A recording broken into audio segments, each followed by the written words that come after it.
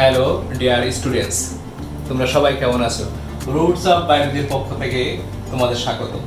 আমরা এই যাবৎকাল আমরা অফলাইনে আমরা এখানে পড়িয়ে আসছি। আসলে আমরা বায়োলজিটা কেমনভাবে পড়ি দেখো, আমাদের একটা ইন্টারেস্টিং একটা অধ্যায়, দ্বিতীয় কথার প্রথম অধ্যায়, দ্বিতীয় কথার দ্বিতীয় অধ্যায়, সেটা যদি বলি যে অধ্যায় না হলে এখানে কি প্রাণীর পরিচিতি, তাই না? অধ্যায় না হলে প্রাণীর পরিচিতি। এখন এই অধ্যায়টার মধ্যে আমাদের এখানে তিনটা পার্ট আছে, ঘাসফড়িং আছে, সিকোয়েন্স যদি আমি মেনটেন করি, যদি বলে হাইড্রা আছে, ঘাসফড়িং আছে, রুই মাছ আছে। আচ্ছা, প্রাণীর পরিস্থিতি আমরা শিখবো কি? প্রাণী নিয়েই তো শিখবো, তাই না? তাই এটা যদি ইমাজিন করে পড়তে হয়, তাই না? যে আমরা এরকম ছোটবেলায় আমরা পড়ছি যে পাহাড়ের ঢালে ঝর্ণার ধারে গর্ত করে থাকতো এক কোনো ব্যাগ, তার সাথে এক টুনটুনির ঘনযোগ, ভাই যে এগুলো আমরা ইমাজিন করে পড়ছি, তাই না? যে টুনটুনি কোথায়, কোনো ব্যাগ কোথায়। তাহলে আমরা বাস্তব জীবনে যে ঘাসফড়িং, এটা তো পৃথিবীতে অপ্রতুল্য নয়, এ তো নিমেষেই পাওয়া যায়।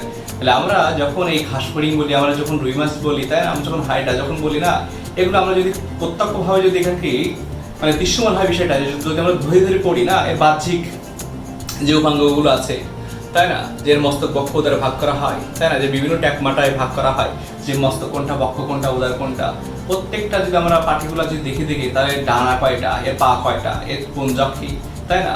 বা ওসিলি বা সরলক্ষী কোনটা কি, যদি আমরা যদি তোমরা দেখো এরকম ভাবে যদি আমরা অবজার্ভ করে যদি পড়ি, তাই না?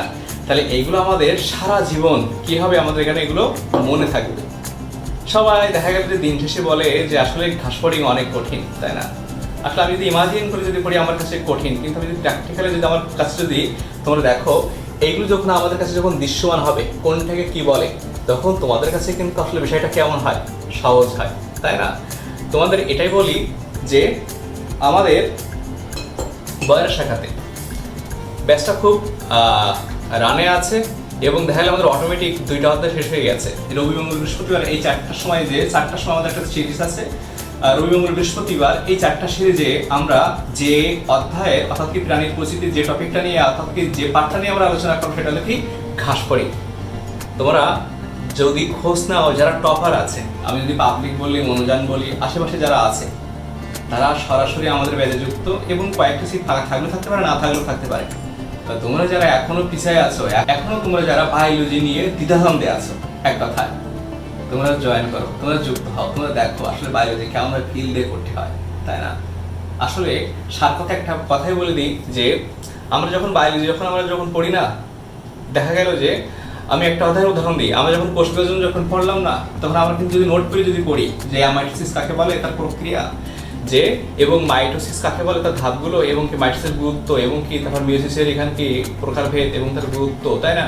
এইগুলো যদি আমি নোটের মধ্যে সীমাবদ্ধ হয়, তখন রেজাল্টটা কিন্তু ভালো হয় না। আমাদের কাজ হবে তোমাকে নোট কেন্দ্রিক না করে তোমার বই কেন্দ্রিক করা, যেন তুমি ভালোভাবে বিষয়টা অবজার্ভ করতে পারো। এখন তোমাদের যখন সৃজনশীল যখন হয় না, ওই যে স্যার সাজেস্ট করেছেন কতগুলো দাগাই দেন, সেগুলো পড়ে যায়, ভাই তুমি কখনোই ভালো করতে পারবে না। বই থেকে বিচ্যুত হওয়া মানে তুমি তোমার সব কিছু, তোমার এই স্বপ্নটাই হলে বিচ্যুত হয়ে যাবে। তা আসো খুঁটায় প্র্যাকটিক্যালি বইয়ের সাথে কোরিলেট করে আমরা সুন্দরভাবে অবজার্ভ করে দেখি,